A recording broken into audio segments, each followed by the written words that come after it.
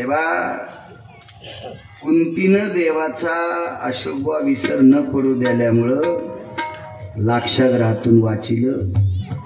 एक मूर्ख माणूस, एक नालायक माणूस एका बुजदिल माणसाच्या संगतीला लागून त्यानं लाक्षागृह पेटीत होता. पुरोचन हा हरामखोर मिस्त्री होता. बांधकाम क्षेत्रामध्ये 14 लोक आले. त्याच्यात 1 नंबरचा व्यक्ती असेल विश्वकर्मा महाराज. 1 नंबर कलेचे देवता विश्वकर्मा महाराज. रावणाची लंका ज्यांनी बांधली ते विश्वकर्मा महाराज.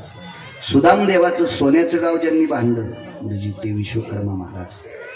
आणि बाकी अशी काही लोक होती. 14 पैकी हे मधला घरी गेल्या सगळ्या गोळ्या एकट्या घेत जाऊ नका, रिॲक्शन येत असते. बघायचं घरी मोबाईल भितडासारखीच मोठा रे तुम्हाला हेच केले की तुम्हाला यतिम प्रातो भय कालेषु यत् कलान वास्तु पुरुषां भयो स्थित पुनिता सर्वाति जायते. रिकामी जागा गौंडी नामने है, रिकामी जागा गौंडी नामने है. असं तुम्ही मोबाईलवर गुगलवर याच्यात जावं लागतं. त्याच्यावर असं ते बोट इचका लगेच तुम्हाला ह्या 14 मिस्त्रींची यादी.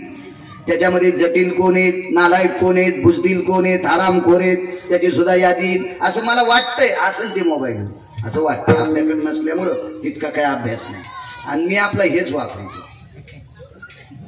पैसे आहेत माझ्या, पैशाला काही कमी नाही. मी सोन्याचा घेईन, सोन्याचा हिऱ्याचा घेईन, 1 कोटीचा घेईन. युट्यूब चालू आहे काय नाही राजे.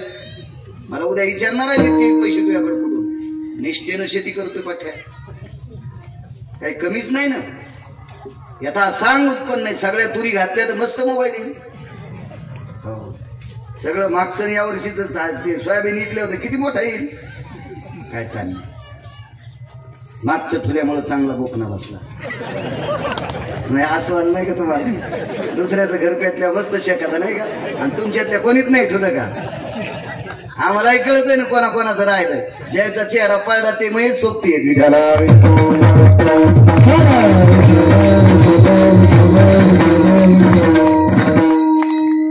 जास्त नव्हतं माझं थोडंसं होतं काय चाललं. मोबाईल घेईन मोठा त्याबद्दल दुमत नाही पण चाललंय. याच्यावर काय याच्यावर तारखा आल्या का त्याच्यामुळे आपल्याला काही अडचणत नाही. आता त्या भितरावानी त्याच्यावर तारखा येतात असं काही विषय नाही. याच्यावर बी येतात. भेव वाटतं बघा त्या मोबाईलचं. दुसरं काय नाही. ते तुमचे मोबाईल जरा बदमाश आहेत. हे पतिव्रता मोबाईल आहे. तुमच्या मोबाईलचा काही भरोसा नाही. तुमच्या मोबाईल मध्ये जे येऊन ते येत आहे. तुम्हाला जे पाहायचं नाही ते येतं की नाही नागरेशन येते. त्याच्यावर तुम्ही पाहत नसताल ते भाग सोडून पण येत आहे. कधी कधी तुमचं जे जाऊन ते बी लोकांना जाते. चुकीचं बटन दाबल्यावर याच्यात काही येत नाही कोणाला जात नाही. कशाला आपलं हेच वापरायचं. कशाला म्हातारपणी गाऊन घालायचं. आता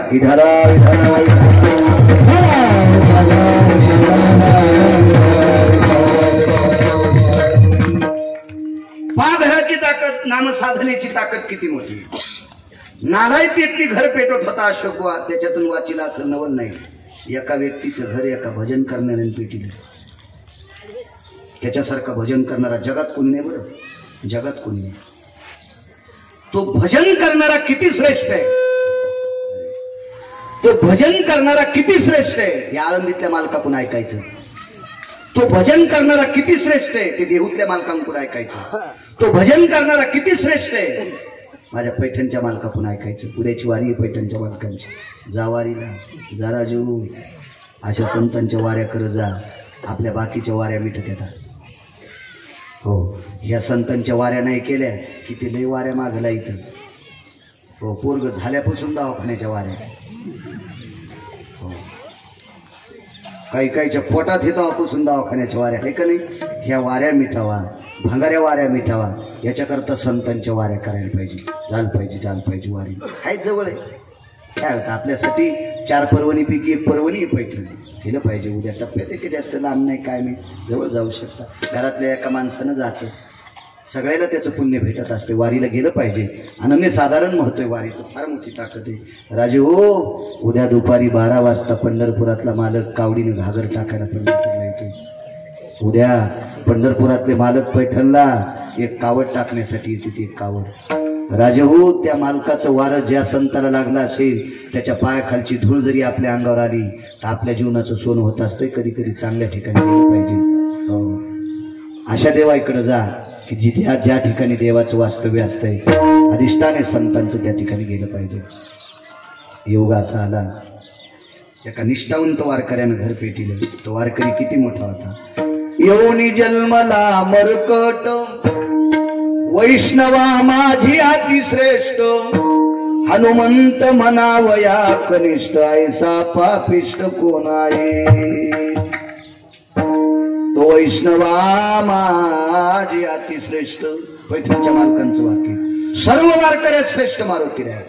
ध्वजस्तंभावरी वानरू मूर्तिमंत शंकरू. प्रत्यक्ष शंकर मारुती आहे.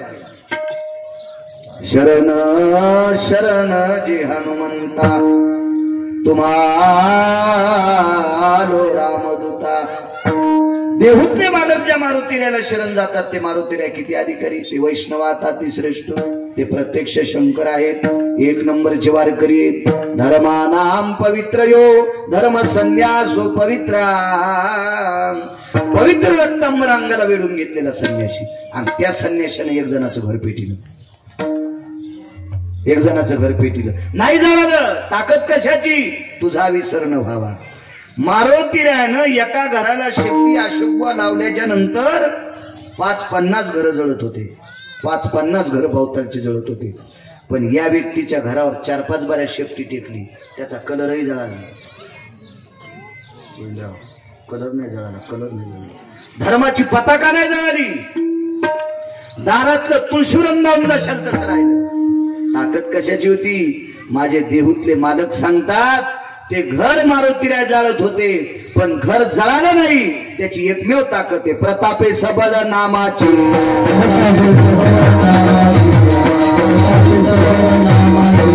तुका म्हणे अग्नी झाला से शीतळा. अग्नी झाला से शीतळा.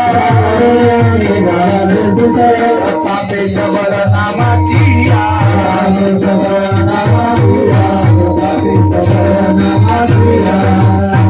तुका म्हणे अग्नी झाला से शीतळ प्रतापी सबळ नावाची. दीर्घकराचं वाक्य आहे. देहूतल्या मालकांचं वाक्य. तुका म्हणे अग्नी विस्तू झाला से शीतल. पण प्रताप कशाचा होता. प्रतापे सबळ नामाची. अख्खी लंका जळाली. अख्खी लंका. एक शपथ पुरावा आहे. हा मी तुम्हाला संतांचा सांगितला. एक शपथ पुरावा. आग लगी लंका में हलचल मचाई विभीषण की कुटिया कैसे बचाई रे कैसे बचाई. वा वा. तुम्ही वाजल्यामुळे म्हणता. तुम्हाला कुठं गाता यायचं. गाणारी कुठं करत नाहीत आपल्याला. अख्खी लंका जळाली पण विभीषणाचं घर जळालं नाही. का. त्या घरामध्ये विभीषण विटेवरच्या मालकाचं चिंतन करीत होता. चिंतन करीत होता. चिंतन करीत होता. तुकोबाराय सांगतात देवा एका निष्ठावंत वारकऱ्याच्या पाया मी पडतोय. शरण शरणाची. त्या मारुतीरायाच्या पाया मी पडतोय. ते नुसते संन्यासी नसून भक्तीच्या वाटा माहित येतात. निष्ठावंत वारकरी येते.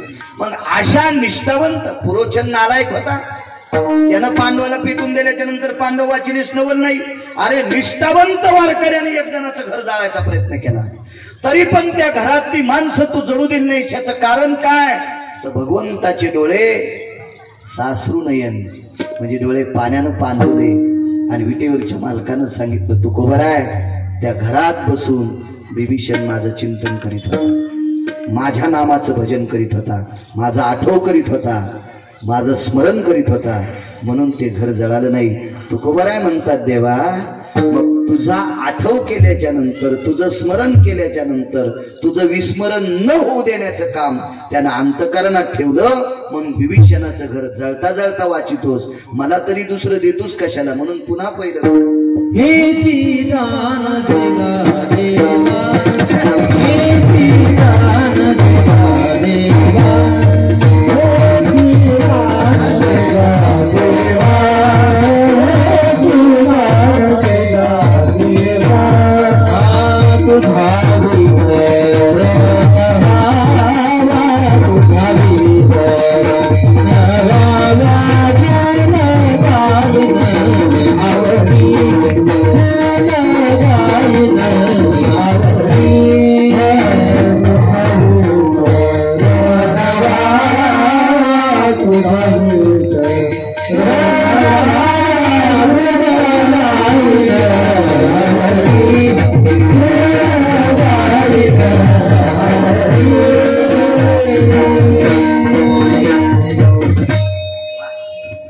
विसरणं.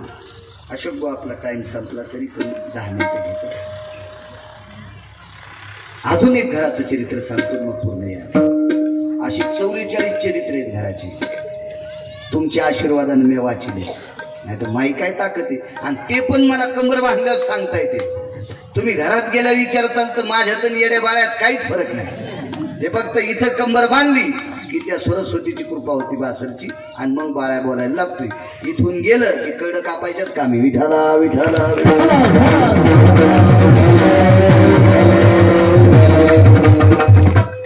एका घरामध्ये 14 माणसं झोपलेली. 14 माणसं झोपलेली एका घरात.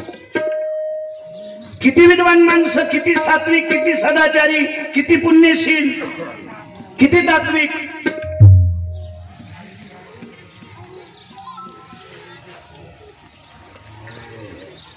त्या घरातली माणसं भजन केल्याशिवाय पाणीच पित नव्हती. हे घर होतं दामू शेट्टींचं. त्या घरात 14 माणसं. नामदेवाचे घरी 14 जणे स्मरती हरी. 14 लोक नामदेवरायच्या घरी भजन करायचे. घरातली 13, ही 14 माणसं सगळी. 14 राजाई, गोनाई, लाराई, साखराई, यसाई, नारा, गोंदा, विठा, मादा ही घरातल्या लोकांची नावं. दामू शेट्टी, नामदेवराय. राजाई नामदेवरायांची पत्नी, गोनाबाई नामदेवरायांची आई. काय कर्तृत्वान स्त्री आहे. झोपडं होतं लहानसं. ते काय बंगला वगैरे काही नव्हता गोविंदराव तुमच्या बंगल्यासारखा. झोपडं होतं झोपडं.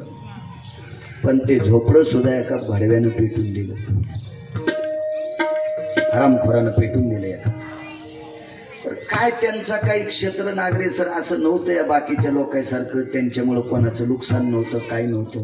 पण माणसाला उगच उगच द्वेष असतो. आवडतच नसते, काय आवडत नसते. काही माणसाचं कसं असतं माहिती का.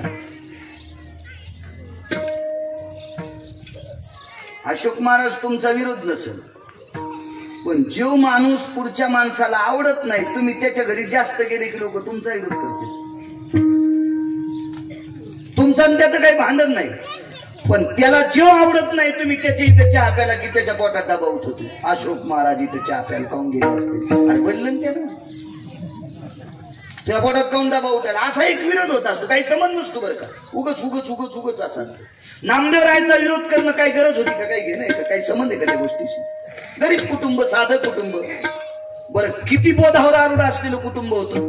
नामदेवरायच्या वडिलाचा धंदा होता कपड्याचा, दामू शेट्टीचा. आणि एके दिवशी सांगितलं नामा, अरे पैशाशिवाय संसार चालत नाही. एक शपथ पुरावा द्या सोडून, पण ओरिजिनल सांगतो. द्रव्याविन नर जरी झाला सुंदर, तो त्याविन चतुर शोभान पवे. नैवं बाळू महाराज लिखितम. द्रव्याविन नर जरी झाला सुंदर. सिनेमात नाचायच्या लायकीचा आहे, तमाशात नाचायच्या लायकीचा आहे. जरी झाला सुंदर, माणसं पाहून म्हणत होते काय त्याचं रूप सुंदर आहे. द्रव्याविन नर जरी झाला सुंदर, परी तो त्याविन चतुर शोभान पवे. तुला पाहिल्यावर पप्याची माय कशी जगल रे.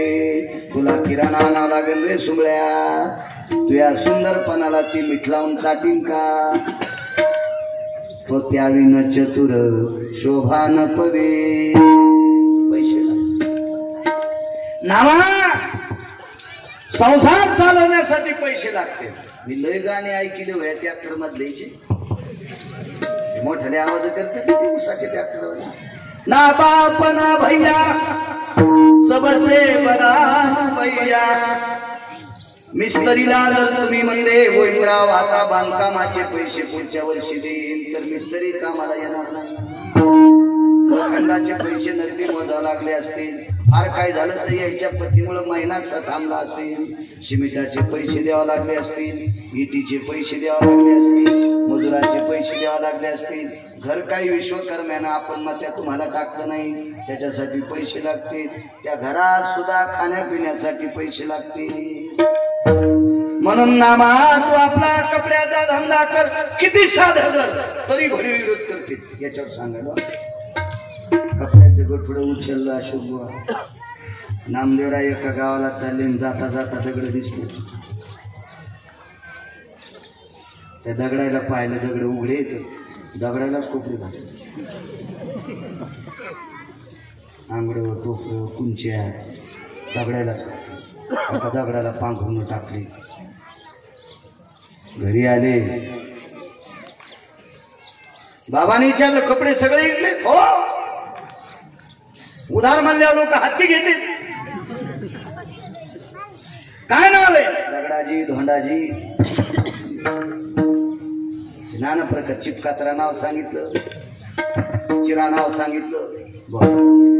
दामू शेट्टींना लगेच यादी लिहून त्याला वाटलं खरंच दगडाजी, धोंडाजी, चिराजी वगैरे वगैरे, कपचीजी असे नाव सांगितले.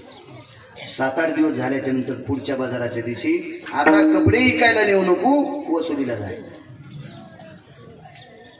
दगडायला काय पैसे मागायचे? तेवढं गेली वाऱ्यानं उडून यायला घातलेली कपडे गेली उडून, ती गेली. भर किती साधं, किती साधी माणसं, यायचा विरोध करायला पाहिजे काय? याच्यावर सांगायला. पुढच्या आठवड्याच्या दिवशी सांगितलं, म्हणले बाबा त्यांनी दिले नाही. दुसऱ्या आठवड्याला सांगितलं, नामा धरून आण ती माणसं, आण धरून ती माणसं आण. आता नामदेवरायनं दगड्याला कपडे घातलेले बऱ्याच हरामखोरानं पाहिलं. बरं झालं म्हणलं दामू शेट्टीचं पोरगं येडं झालं. तुम्हाला एक सांगू का, बऱ्याच लोकायला आपलं किती बरं झालंय, किती फाटाळलं, याच्यापेक्षा दुसऱ्याचं बरं झाल्यावर लय दुःख होतं. असा एक वर्ग आहे समाजात, ज्याचं दुसरं बरं, दुसऱ्याचं बरं झालं, याला अतृप्त आत्मे म्हणायचे. एक जणाला 2.5 क्विंटल सोयाबीन झाली, तरी डोसक्याला हात लावला. म्हणलं सोयाबीन किती झाली? म्हणले 3.5 क्विंटल. मग डोसक्याला हात काऊन लावला? म्हणले गोविंदरावला 70 क्विंटल काऊन झाली. याला 3.5 क्विंटल झाली, तरी गोविंदरावची 70 क्विंटल याच्या पोटात चालायची. याला म्हणायचं रावण, अतृप्त आत्मा. अतृप्त आत्मा, अतृप्त आत्मा याला म्हणतात. असे काही अतृप्त आत्मे असते ज्यांना दुसऱ्यांचं खपत. मग नामदेवरायला सांगितलेलं सगळं ऐकलं. नामदेवराय गेले आणि त्याने ते सगळे दगड टोपल्यात भरले आणि घरी आणले. लोक म्हणले आता तर लयच भयकलं रे, ज्या दगडायला कपडे घातले ते कपडे उडून गेले, दगडच घरी आणले. आणि घरी आणल्याच्या नंतर नामदेवरायाने एका झोपड्यात कोंडले आणि त्याला सांगितलं, बेटे हो, पैसे जोपर्यंत देत नाही तोपर्यंत मोकळं सोडित नाही. आणि घेतली आगळ लावून. रात्यात दगडायचं सोनं. ज्या दगडायला कपडे घातले का, रात्यात त्या दगडाचे सोन्याचे दगड कुठं फाकून पाहू लागले. हा गाव झालं म्हणले. हजारो वर्ष कपड्याचा धंदा केल्यावर जितके पैसे भेटत नाही तितके एका एका दगडाचं सोनं झाले 4-4. काय करा? लोक म्हणले एक काम करा ना, उजरायच्या आधी दगड घेऊन येऊन ये ना, पुढं फळ्यावर दगड घरी आणल्या पुन्हा दगड तयार झाले. आता तर आखली असावं ना की ज्यानं दगडाला हात लावल्यावर सोनं होते, त्याचा विरोध कशाला करावा? म्हणून शास्त्रात सांगितलं, बनविन शक्ती बोलू नये. तुम्हाला एक सांगू का, ज्या माणसाचा विनाकारण विरोध वाढत असतो का त्यानं समजायचं आपण प्रगती की ओर जा रहे. हिंदी शब्द जमला ना, येतो कधी कधी येतो, आकार मला काय हिंदी येत नाही, पण कधी मध्ये म्हणून सोडून सोडून आपली हानी राहते. काय ताण घ्यायचं, जमलं तर जमलं. ज्या झाडाला आंबे लागते त्यालाच कोणी दगड हाणते. शहाणे हाणतेच आणि मूर्ख बी हाणते. काय रे, कोणाला खा वाटतं तुला? चलत राहा. नामदेवरायचं घर पेटून गेलं. संध्याकाळची वेळ, घरात 14 लोक झोपलेली. विटीवरचे मालक निद्रेत आहेत. सकाळी सगळ्यात अगोदर उठत होत्या त्या जनाबाई. फार साधी जनाबाई होत्या. जनाबाईचा अधिकार लिहिण्यासाठी किंवा मोजण्यासाठी ब्रह्मदेवाकडे तराजू नाही. एवढी मोठी अधिकारी. घरातलं सुख सांगतो, तिसरं सुख. योगा असा आला, जनाबाई उठल्या तर आकाशावरचं झोपडं नाही. पायाला हात लावला. आईसाहेब आईसाहेब म्हणजे बोलावं कुठले. दुसरा हात लावला मालकीनबाई म्हणजे नामदाराच्या पत्नी. जनाबाई स्वतःला दाशी समजत होत्या. दाशी नामयाची म्हणून या हात लावला. काय झालं झोपडं जळालं. येडीस का काय झालं झोपडं जळालं म्हणते. मग आपण कसे वाचलो. ती म्हणली बाई मला नाही सांगता येणार पण झोपडं जळालं बघा वरी. पाहिलं तर वरी काहीच नाही. महाराज सगळा अग्नी अशोकवा झोपड्याच्या बाजूला पडला. एकाच्या अंगावर एक इस त्याचा कण सुद्धा पडला नाही. एक कोलंता पडला नाही. खालून सुदर्शन लावलं होतं. सुदर्शन लावलं होतं. सुदर्शन लावलं होतं. आता हे चरित्र तुकोबरायला काम आहे. जगद्गुरु तुका अवतार नाम याचा हेच नामदेवराय पुढे तुकोबराय झाले. आणि तुकोबराय देवाला विचारतात देवा नामदेवरायाच्या घरामध्ये 14 माणसं झोपलेली असताना झोपडं पेटलं. झोपडं जाळाल्या विस्तू पुढे पडत असतो मला माहित मधातच पडणार. पण या झोपड्याचा इस्तू बाहेर पडला माणसाच्या अंगावर नाही पडला. तुकोबराय देवाला विचारतात. तर विटेवरच्या मालकाने तुकोबरायाच्या गळ्याला मिठी मारली. तुकोबराय मागच्या अवतारात ते तुम्हीच नामदेवराय होतात. रात्रंदिवस तुमच्या घरातली माणसं माझं चिंतन करत होते आणि तुम्ही जर जळाले असते तर मला कारुण्य सिंधू कोण म्हणलं असतं. वात्सल्य सिंधू कोण म्हणलं असतं. दयेचा सागर कोण म्हणलं असतं. या सगळ्या पदव्या माझ्या चुलीत गेल्या असत्या. मग लक्षात ठेवा देवा मागच्या अवतारात माझं घर लोकांनी पेटून दिलं. आम्ही जळूनही याच्या करता तो खालून सुदर्शन लावलंच देवा. तुझ्या पितांबराला छिद्र पडले होते विस्त्याचे तरी पण तू आम्हाला जळू दिलं नाहीस. याची एकमेव ताकद आहे. आम्ही तुझं भजन करीत होतो. तुझं गुण गात होतो म्हणून आम्हाला वाचिलं. गुण गाईन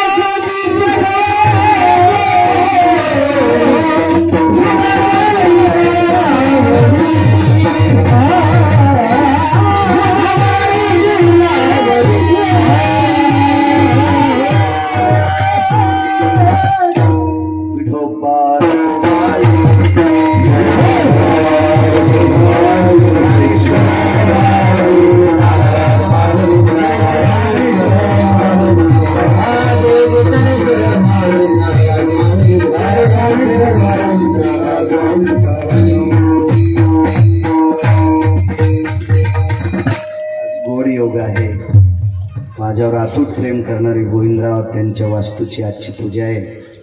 आणि माझ्या शरीरावर ज्यांनी चर्या केली मी बसून का होत नाही पण कीर्तन करायच्या योग्यतेचं मला शरीर मजबूत केलं अशा आदरणीय वैद्यकीय क्षेत्रातलं या परिसरातलं नाविन्यपूर्ण रत्न आदरणीय डॉक्टर हुसे साहेब यांच्या पण हॉस्पिटलचा आजच वर्धापन दिन आहे. आज योगायोग छान मग अशी म्हणलं मी आशेकराला जवळच असल्यामुळे आता तिथे सुद्धा जायचं आहे आणि मग संध्याकाळी पळणार. माझ्यावर खूप मोठी चर्या केली सरपंच. मी 4 फेब्रुवारी 2019ला माझी गाडी मी 18 दिवस गाडीत बसलो होतो. ती गाडी बदलून दिली मला कंपनीने. 4.5 तासानं मी जिवंत आहे असं मला वाटलं. इतका विकोपाचा मार एवढा मोठा अपघात. तर त्या परिस्थितीत मला नाव सुचलं जालना हॉस्पिटलला न्या. आणि माझ्यावर फार मोठ्या आदराने एखाद्या रक्ताच्या नात्यावर जितकं माणूस प्रेम करतं तितक्या मोठ्या श्रद्धेनं माझ्यावर चर्या ज्यांनी केली त्यांच्याही हॉस्पिटलचा आज वर्धापन दिने. त्यांनाही आजच्या पवित्र कीर्तनातून गोड अशा प्रकारच्या सुभटो भयजाये क्रिया वृष्णिरो जायते रमाश्रितम यत्पुनितो भयजायास्तत्रा मंगलभयो यत् अर्जितो धन्वंतरे ततकृपा पात्रेषु भयभूषान वैद्यकीय सर्व क्षेत्रेषु पुनित. त्यांनाही धन्यवाद. आणि गोविंदराव तुमची ही वास्तू आहे. या वास्तूमध्ये गोड अशा प्रकारचं तुम्हाला सुख प्राप्त हो. तुमच्या वास्तूमध्ये कधी कधी रस्त्यानं जात असणाऱ्या वारकऱ्याला 2 घासाचा निवाला मिळो, गोरगरिबांना त्या वास्तूमध्ये आदर मिळो, श्रीमंत पाहुणे विष्ट मित्र सज्जन सखे गोविंदराव तुमचे येतील, काही नवलाची गोष्ट नाही, मोठी माणसं येतच असतात, पण आपल्या देवानं आपल्याला निवारा द्यावा आणि त्या निवाऱ्यामध्ये आपली कोणी गरीब असतील, मित्र असतील, अनाथ असतील, अशा लोकांना सुद्धा त्या वास्तूमध्ये निवारा भेटो, एक पेलाभर पाणी मिळो, कधी चतकोर भाकरी मिळो, अशी गोड वास्तूवर कृपा अन्नपूर्णेची हो आणि त्या वास्तूमध्ये ज्येष्ठांचा आदर हो, वारवडिलांचा आदर हो. तुमच्या आई पाहिल्या अत्यंत वयस्कर आहेत, अशा आईची सेवा तुम्हाला त्या वास्तूमध्ये घडो अशी भगवंताच्या चरणी प्रार्थना करतो आणि त्या वास्तूमध्ये गोड अशा प्रकारचं सुख दो भय अस्तितो वारजितो वास्तुपुरुषाहम पवित्रा स्थित मंगल सर्व स्थितीशी जायत वास्तुपुरुषा स्थित पुनेता भय व्याप्ताति जायते चिरकाल सर्व स्थितेषु सुखप्रदा भयस्थितः रमार्जितो सर्व स्थितानां सौख्यप्रदायिनी ऐरारोग्यस्ततयत् पुनितो भर्व भस्वास्ति जायते निवास सर्व सर्व सुखेन पुनितश्च सर्व जाया. अशा पवित्र वास्तूमध्ये तुम्हाला गोड अशा प्रकारचं समाधान भेटो हे आम्हा सर्व वारकऱ्यांच्या तुमच्या वास्तूला गोड शुभेच्छा. उपस्थित सर्वांना प्रणाम करतो. आदरणीय आमचे अशोक महाराज असतील, महाराजांना प्रणाम करतो. आमचे विठ्ठल महाराज गायके असतील त्यांना प्रणाम. गायन क्षेत्रातल्या बुलंद तोफी आहेत चिपोहेकर महाराज असतील, आमचे आदरणीय